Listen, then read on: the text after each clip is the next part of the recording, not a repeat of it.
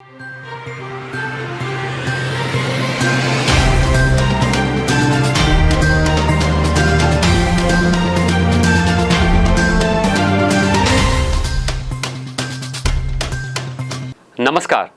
मैं हूं मोहम्मद अमीन लीला। बस्तर की बात में आपका स्वागत है। ध्यान रहे, कोरोना का खतरा अभी भी टला नहीं है। कोरोना गाइडलाइंस का पालन जरूर करें। समय रहते दोनों वैक्सीन भी जरूर लगवाएं ताकि आप और आपके आसपास के लोग सुरक्षित रह सकें। आइए अब नजर डालते हैं आज की हेडलाइंस पर।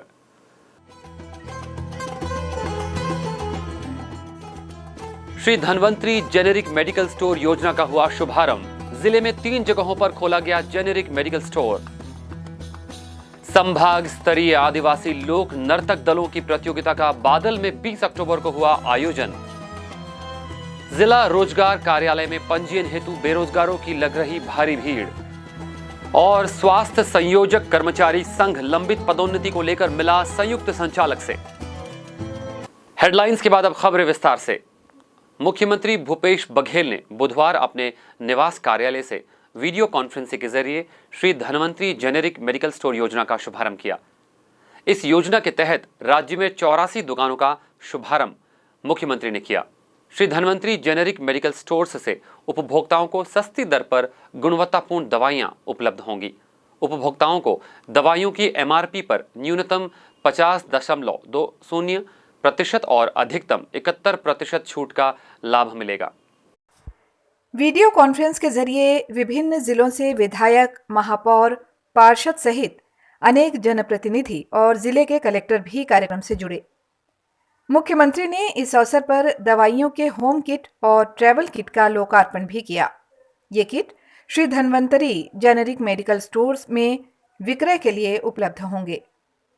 दवाइयों के होम किट की कीमत 691 रुपए है, जो इन मेडिकल स्टोर में 290 रुपए के मूल्य पर, और ट्रैवल किट जिसकी कीमत 311 रुपए है, वो 130 रुपए में उपलब्ध होगा। नगरीय प्रशासन और विकास विभाग द्वारा संचालित इस योजना में आने वाले समय में प्रदेश के 169 शहरों में 190 मेडिकल स्टोर्स प्रारंभ करने की योजना है। इन मेडिकल स्टोर्स में 251 प्रकार की जेनेरिक दवाइयां और 27 सर्जिकल उत्पाद की बिक्री अनिवार्य होगी। इसके अलावा वन विभाग के संजीवनी के उत्पाद, सौंदर्य प्रसाधन उत्पाद और शिशु आहार आदि का भी विक्रय किया जाएगा। इन मेडिकल स्टोर्स में मिलने वाली जेनेरिक दवाइयां 20 ब्रांडेड कंपनी की होंगी, जो सस्ती होने के साथ साथ गुणवत्तापूर्ण भी होंगी। जगदलपुर के बेलाकोठा स्थित नगर निगम कॉम्प्लेक्स में Shri Dhanvantari generic medical store का शुभारंभ कार्यक्रम में संसदीय सचिव रेखचंद जैन, महापौर सफीरा साहू, अध्यक्ष नगर निगम Shrimati Kavita Sahu, commissioner GR Churendra, CF Mohammad Shahid, वन मंडलाधिकारी सुश्री स्टाइलो मंडावी के अलावा अनेक जनप्रतिनिधि और अधिकारीगण उपस्थित थे। इस अवसर पर संसदीय सचिव रेखचंद जैन ने मुख्यमंत्री को बधाई देते हुए कहा कि संवेदनशील मुख्यमंत्री के रूप में आपने गरीब लोगों को सस्ती दवाई उपलब्धता के लिए जेनेरिक दवाई स्टोर का शुभारंभ कर राहत दिया है। उन्होंने कहा कि इन सस्ती दवा दुकानों की जानकारी सभी जनप्रतिनिधि जन जन तक पहुंचाने का कार्य करें। श्री जैन ने मुख्यमंत्री को चिकित्सकों को भी सस्ती दवाइयों की पर्ची लिखने के लिए आदेश करने के निवेदन किए।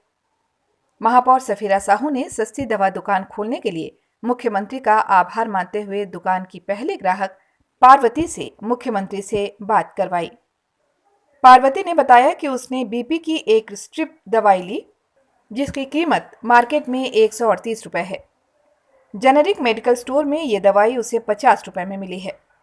इसके लिए मुख्यमंत्री सहित शासन को उन्होंने धन्यवाद दिया।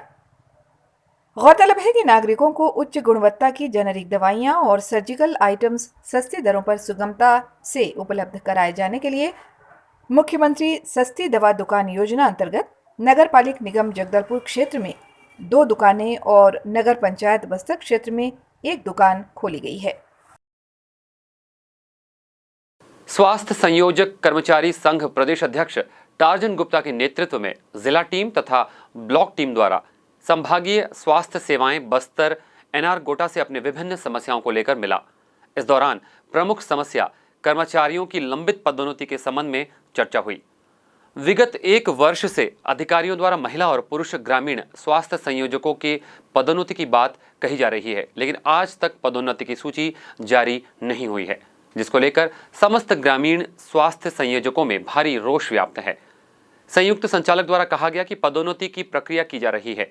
कुछ जिलों से कर्मचारियों के चल अचल संपत्ति की जानकारी और गोपनीय प्रतिवेदन अभी तक नहीं भेजने के कारण विलंब हो रहा है।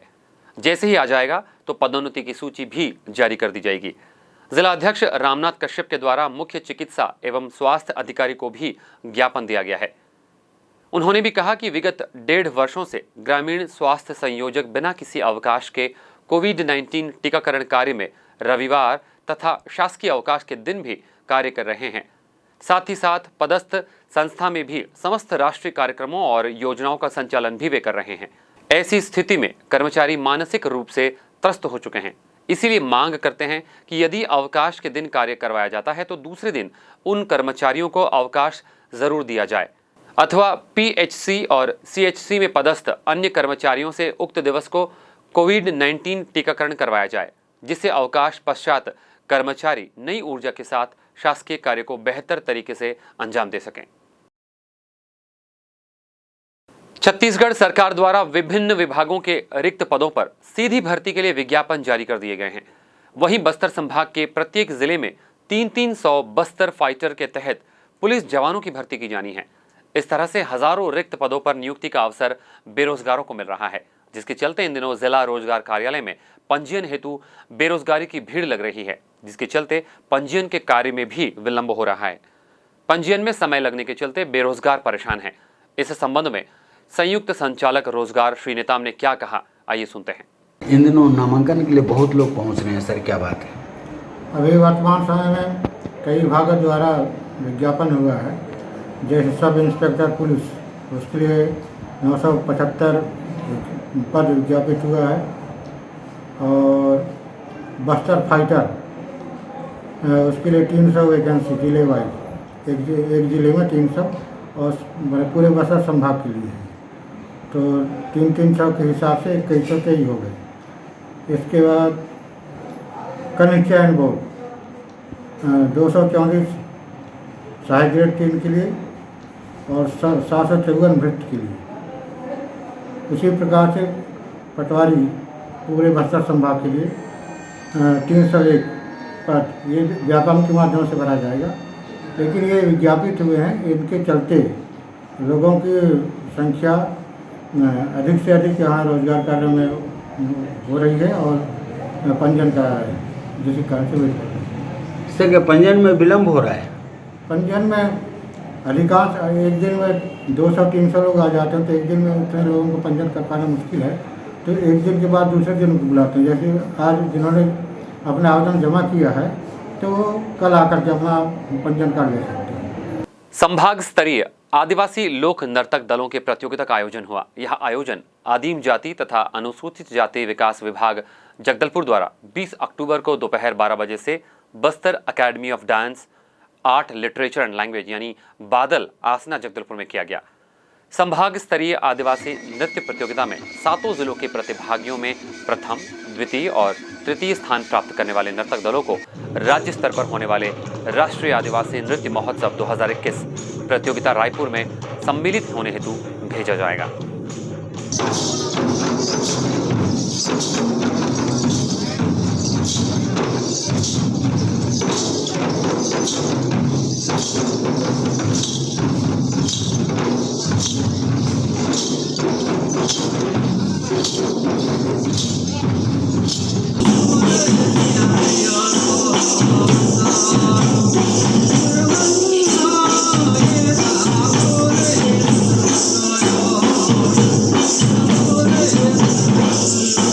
बस्तर की बात में वक्त हो चला एक छोटे से ब्रेक का। आगे खबरें और भी है, कहीं जाइएगा नहीं, बने रहिएगा हमारे साथ।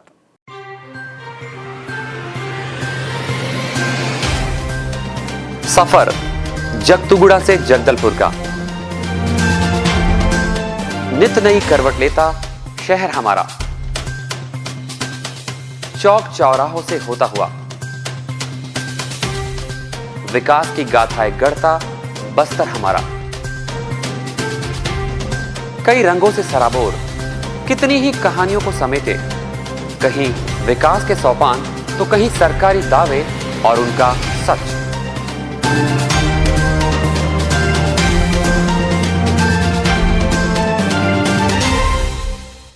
आतंक से दहलते जंगल, जमीन और जीवन, साहस और धैर्य से करवट लेती जिंदगी, राजनीति की चौसर के जाने अनजाने दांव, व्यवस्था की खूबी, कमी और खामी, खूबसूरत नजारे। अब होगी हर बात हमारे साथ, बस्तर की बात।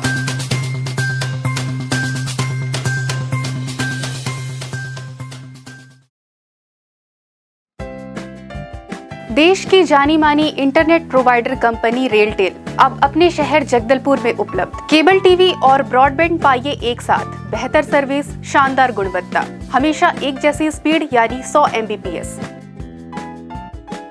लॉन्चिंग अवसर पर पाइए विशेष छूट, राज्य के शासकीय कर्मचारियों हेतु 10% की छूट, साथ ही रेलवे कर्मचारियों के लिए विशेष छूट का प्रावधान।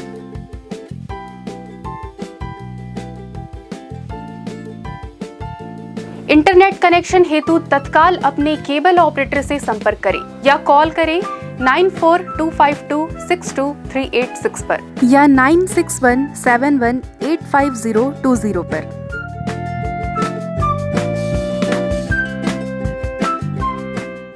ब्रेक के बाद बस्तर की बात में फिर से आपका स्वागत है। लौटते हैं खबरों की ओर।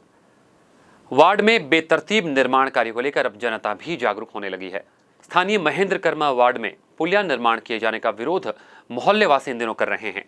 उनका कहना है कि जिस जगह पुल की आवश्यकता है वहां पर पुल नहीं बनाया जा रहा है और जहां पुल की कोई आवश्यकता नहीं थी वहां पर जबरन पुल बनाकर बारिश के पानी के प्राकृतिक बहाव को अवरुद्ध करने का कार्य किया जा रहा है।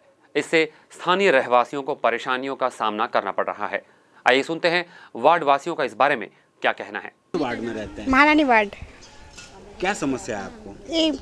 ये पुलिया उलिया को लेके समस्या है, वो पुलिया को लेके समस्या है, सब टूटा फूटा पड़ा हुआ है। क्या बारिश के दिनों में आपके घरों में पानी? हाँ, पानी तो घुसता ही है, तो उसकी सही ढंग से निकासी अब भी नहीं हो पाई? नहीं। क्या इस पुलिया के बनने से आपकी समस्या का समाधान होगा? हाँ, ये पुलिया बनने से होगा। ये पुलिया बनना चाहिए। हाँ, ये पुलिया बनना चाहिए, वो पुलिया बनना चाहिए उधर का भी, तब होगा। पार नहीं बना है, ये जो थोड़ा सा पार बना है ये अपना पैसा से ये बात जो है उनका घर वो बनाए हैं। तो हम चाहते हैं पूरा पार पूरा बनाए, पार पूरा बनाए, जो किसी के घर में पानी ना आए। लेकिन पार भी नहीं बना है, सबके घर में अभी भी पानी घुस रहा है। और सबसे बड़ा समस्या है पुलिया का। सबसे पहले पुलिया तो बनना ही चाहिए, पुलिया और पार। और उधर एक छोटा सा मतलब गली है, उसको भी जल्द से जल्द ढलाई किया जाए। कितना साल हो गया टूटा पड़ा है, इसको तो बनाने का नाम नहीं है। वो अच्छा वाला, उसमें कोई परेशानी ही नहीं थी। कौन सा वार्ड आता है आपका? महारानी वार्ड आता है, और उसको बनाने की जरूरत नहीं थी। उसको तोड़ के इतना हाइट करके बना दिए हैं जो घर डूब जाएगा सबका। उतना हाइट नहीं करना था, उसको और थोड़ा कम करना था। और इसको 3 साल हो गया टूटा पड़ा है। लोगों का आने जाने में इतना परेशानी हो, तो इसको बनाते नहीं, बोलने से भी नहीं बनाते हैं।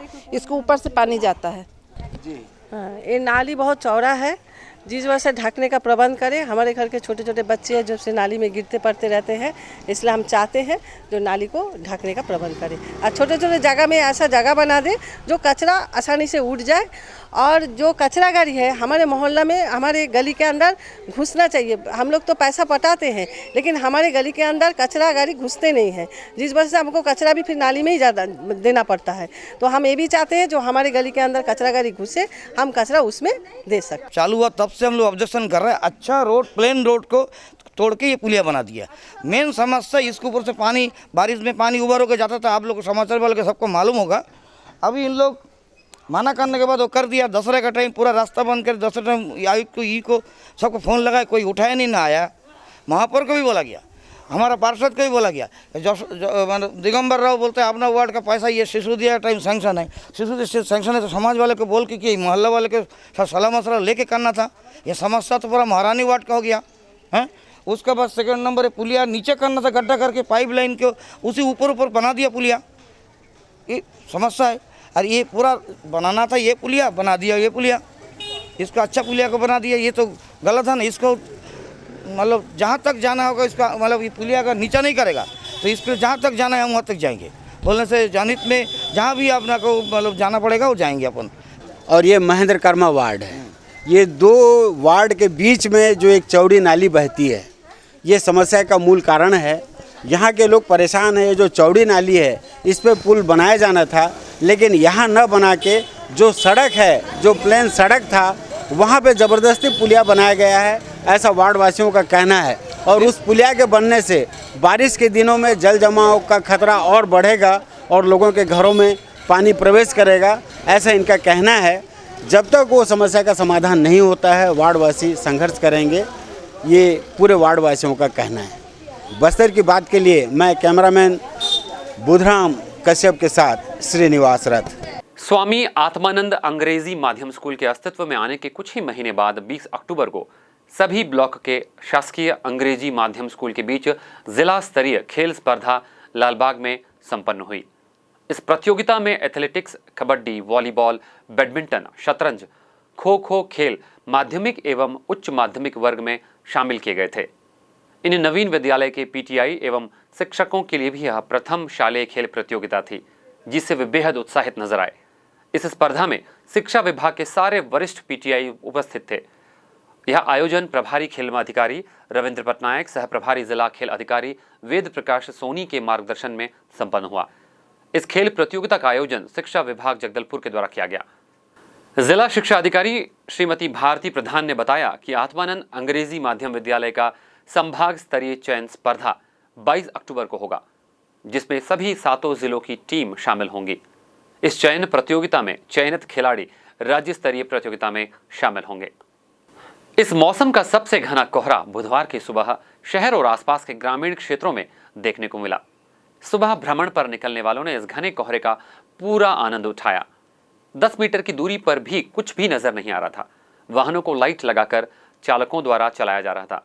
सुबह 10 बजे तक लगभग आसमान कोहरे से ढका रहा। आप हमारे समाचारों को YouTube पर भी देख सकते हैं। आइए चलते चलते एक बार फिर से नजर डालते हैं आज की हेडलाइंस पर।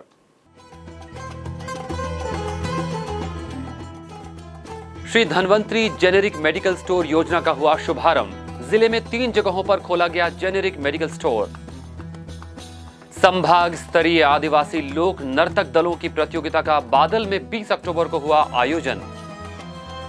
जिला रोजगार कार्यालय में पंजीयन हेतु बेरोजगारों की लग रही भारी भीड़। और स्वास्थ्य संयोजक कर्मचारी संघ लंबित पदोन्नति को लेकर मिला संयुक्त संचालक से।